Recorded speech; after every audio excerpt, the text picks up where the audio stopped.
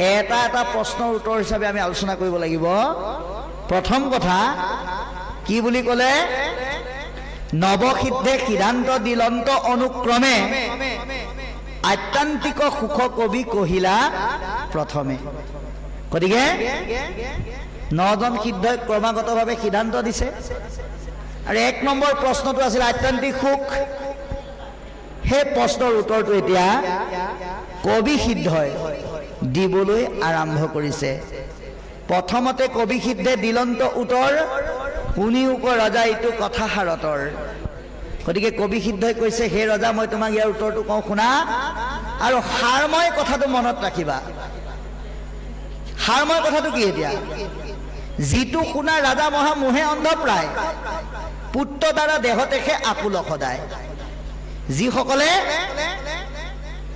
ৰাতিপুৱাৰ পৰা ৰাতি শোৱালৈকে, টোপনি যোৱালৈকে পুত্ৰ ভাৰ্যা ধন জন ঐশ্বৰ্য বিভূতিৰ কল্যাণৰ কথাৰ বাহিৰে বেলেগ কথা ভাবিবলৈ সুবিধা নাপায়, সময় নাপায়, তেওঁলোক সংসাৰৰ মিছা সুখতে ব্যাকুলিত হৈ থাকিব। আৰু তেওঁলোকৰ মনৰ পৰা কি আঁতৰ নহয়, শিশবৰ একোকালে নুগুচয় ভয়। তেওঁলোকৰ মনৰ পৰা অন্যান্য ভয়ৰ উপৰিও মৃত্যুৰ ভয় কেতিয়াও আঁতৰ নহয়। গতিকে আমি এই পুত্ৰ ভাৰ্যা ধনজন ঐশ্বৰ্য বিভূতিৰ সুখৰ মাজতেই যদি জীৱনটো সীমাবদ্ধ কৰি ৰাখো, তেতিয়াহ'লে আমাৰ মৃত্যুটো কিন্তু কি হৈ যাব, অশিষ্ট মৃত্যু হৈ যাব। অৰ্থাৎ আমাক শাস্ত্ৰই কি বুলি কৈছে, ভগৱন্তই জীৱশ্ৰেষ্ঠ হিচাপে আমাক পঠিয়াওঁতে কৈছে যে তোমালোকক এটা পাত্ৰ দিছো, যিটো নাম হ'ল নৰপাত্ৰ। এই পাত্ৰটো তোমালোকক দিছো, তোমালোকে লৈ মোক ভজনা কৰি আকৌ তোমালোক মোৰ তালৈকে আহিব লাগিব। আমি সৎ খাই কৈ আহিলো, প্ৰভু তুমি যদি সঁচাকৈ এই পাত্ৰটো দিলা, তেতিয়াহ'লে আমি তোমাৰ বাহিৰে বেলেগ কথা চিন্তা নকৰো বুলি কৈ থৈ আহিলো। তেতিয়া জীৱটোক মাতৃগৰ্ভত যেতিয়া দিলে, তেতিয়াও প্ৰাৰ্থনা কৰিলো, প্ৰভু ইমান সৰু কোঠাটোত থাকি পেলাই অসুবিধা পাইছো, যদি আমাক তুমি জন্ম দিব নোৱাৰা, তোমাৰ স্থানলৈকে ঘূৰাই লৈ যোৱা, কিন্তু ইমান কষ্টত নাৰাখিবা। আৰু যদি জন্ম দিয়া, তেতিয়াহ'লে প্ৰভু তুমি আমাক বৰ কৃপা কৰা হ'ব, তুমি মোৰ মাতৃৰ দেহত দিয়া 2টা স্তনৰ এটা মই খাম, এটা তোমাক দিম বুলি কৈ দিওঁ। কিন্তু জন্ম হোৱাৰ পিছত কি কৰে, এটা গাখীৰ খাই থাকে, এটা গাখীৰ আকৌ হাতেৰে বোলে ধৰি থাকে। গতিকে এনেকৈ আমি মই আৰু মোৰ ভাৱত আমি আসক্ত হৈ যাওঁ, যাৰ কাৰণে ঈশ্বৰক কৈ থৈ অহা কথাটো আমি বিপৰীতে গতি কৰোঁ। আৰু সেইকাৰণে আমাৰ জীৱনলৈ দুখবিলাক আপোনা আপুনি আহি যায়। এতিয়া পদে সেইটোকে কৈছে যে মানুহৰ জন্ম পোৱাৰ পিছত ভগৱন্তক কৈ অহা, দি থৈ অহা কথাটোৰ যি কৰ্তব্য, সেই কৰ্তব্যটো আমি কেতিয়াও পাহৰিব নালাগে। যদি পাহৰি পুত্ৰ ভাৰ্যা ধন জন ঐশ্বৰ্য বিভূতিৰ সুখৰ মাজেদি জীৱন অতিবাহিত কৰোঁ, সেয়া কি হ'ব, কেৱল এক সংসাৰৰ সামান্য মনুষ্য জীৱনহে হ'ব বুলি কৈছে। গতিকে যিটো শুনা ৰাজা মহা মোহে অন্ধ প্ৰায়, পুত্ৰ দ্বাৰা দেহতেহে আকুল সদায়, শিশবৰ একোকালে নুগুচয় ভয়। এতিয়া আমি ঈশ্বৰ সেৱা কিয় কৰিব লাগে? আমি প্ৰত্যেকজন ব্যক্তিয়ে ঈশ্বৰ সেৱা কৰাৰ লক্ষ্য উদ্দেশ্য হ'ল, আমি এয়া ভকতৰ সংগত আমি অখৰা কৰি আছো ভাওনা পাতিবৰ কাৰণে। আমাৰ ভাওনাখন কোনদিনা হ'ব? বিষ্ণু ৰাভাই কৈছে নহয়, এই মোৰ শেষ গান, মোৰ জীৱন নাটৰ শেষ ৰাগিনী কল্যাণ শৰ্মা। যিদিনা জীৱনৰ অৱসানৰ কল্যাণ খৰমান গাব লাগিব, সেইদিনা আমাৰ গানত কৃষ্ণৰ নামৰ প্ৰকাশ ঘটিব লাগিব। কিন্তু আমি যদি অন্যান্য চিন্তাৰে কটাই দিওঁ, মৰিবৰ সময়ত ঈশ্বৰৰ নাম জমা নাথাকিব, আৰু তেতিয়া অন্য চিন্তাহে আহিব। প্ৰমাণ 4ৰ্থ স্কন্ধত পুৰঞ্জন আখ্যান, 5ম স্কন্ধত ভৰত। হৰিণৰ চিন্তা আৰু আইগৰাকীৰ চিন্তা এই দুজনে কৰাৰ কাৰণে কি হ'ল, সেই জন্মই ধাৰণ কৰিব লগা হ'ল। সেইকাৰণে শাস্ত্ৰই কৈছে, মৰিবাৰ বেলা যিটো চিন্তি মৰে নৰ, উপজিয়া ধৰে জানা সেহি কলে বৰ। মৰিবৰ সময়ত যি ৰূপ চিন্তা কৰা যায় আমি শেষত সেই ৰূপেই ধাৰণ কৰিব লাগে সেইকাৰণে আমাৰ অন্তকালৰ চিন্তা কি হ'ব লাগে অন্তকালে হৰি স্মৰে যিটো ভাগ্যৱন্ত তাহাৰ মহিমা কহি কোনে পাৱে অন্ত জীৱনৰ শেষ সময়ত ভগৱানৰ নাম যি স্মৰণ কৰে তেওঁৰ মহিমাৰ কথা কৈ কোনেও বোলে শেষ কৰিব নোৱাৰে বুলি আমাক সিদ্ধান্ত দিছে গতিকে কৈছে যে হে ৰজা হৰিপদ সেৱা সুখে গুছে ভৱ দুখ তাহাকে বোলয় ৰাজা আত্যান্তিক সুখ আজি হৰিপদৰ যুগলত সাধু সংগৰ যোগেদি সেৱা কৰি পেলাই দুখ আঁতৰ কৰি আনন্দৰ দ্বাৰা অলংকিত হ'ব পৰা আনন্দই আমাক যেতিয়া ক্ৰিয়া কৰিব তাৰ দ্বাৰা আমি যি সুখ পাম সেয়াই আত্যান্তিক সুখ গতিকে এই আত্যান্তিক সুখটো আমি প্ৰত্যেকজন ব্যক্তি ল'ব লাগিব কাৰণ এই আত্যান্তিক সুখটো যদি আমি ল'ব নোৱাৰো জীৱনৰ সাৰ্থকতা নাই এই আত্যান্তিক সুখটো আমি কেনেকৈ ল'ব লাগে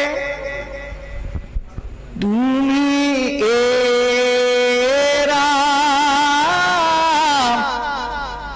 তুমি ভক্ত কল্পতৰু বাহিৰে ভিতৰে গুৰু তুমি বিনে নাই মুৰয়াৰ কৃপা কৰা হে হৰি শৰদত ৰক্ষা কৰি দিয়া মোক সেৱাৰ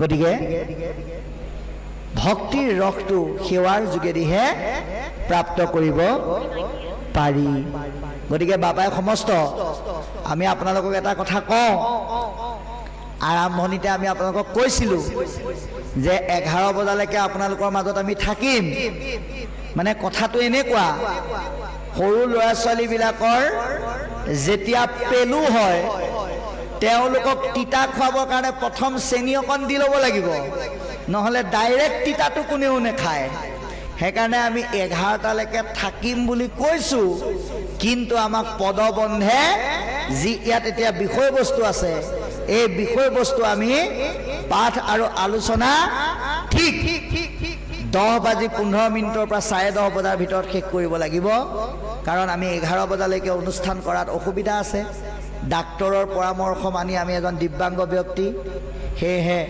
10:30 বজাত আমি সামৰিম এই কথাটো আপোনালোকক জনাই লৈছোঁ কাৰণ আগতে যদি ক'লোহেঁতেন তেতিয়াহ'লে বোলে নাটক কিমান সময় আছে বোলে 10:30লৈকে তেতিয়াহ'লে 10টাতে ব'লা বুলি ক'লেহেঁতেন 11টালৈকে বুলি ক'লে 10:30লৈকে নিশ্চয় থাকিব কৃষ্ণ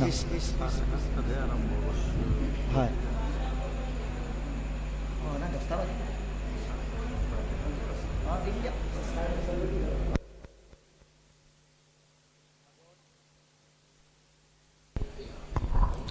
ভাগৱত ধৰ্ম কথন কহু আৰু ভাগৱত ধৰ্মৰ ৰক্ষণ বিমৰিষি পূৰ্বত পুনি নাৰায়ণ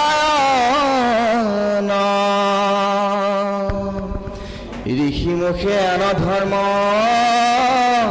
কৰাবে কত মহিলায়া পুনমুখে নিজ ধৰ্ম যত উজাক জানি মহামোহ জানাহু ক্ষেত্ৰে জাতি পাত কি যাক জানিলে নিস্তৰে পৰম ভকতে যাক নিতে কৰে ৰতি সেহি ভাগৱত ধৰ্ম জানি বাণীপতি গুৰুইটো ভাগৱত ধৰ্ম কচয় কদাচিত তাৰ নাহিক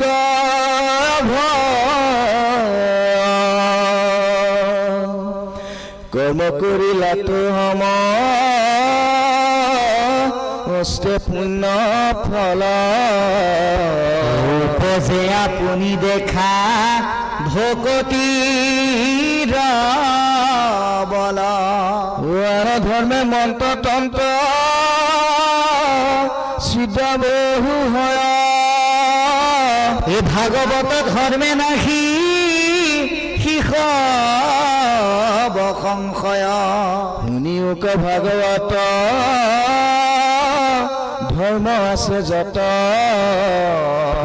বিবেকত আজি তোমাৰ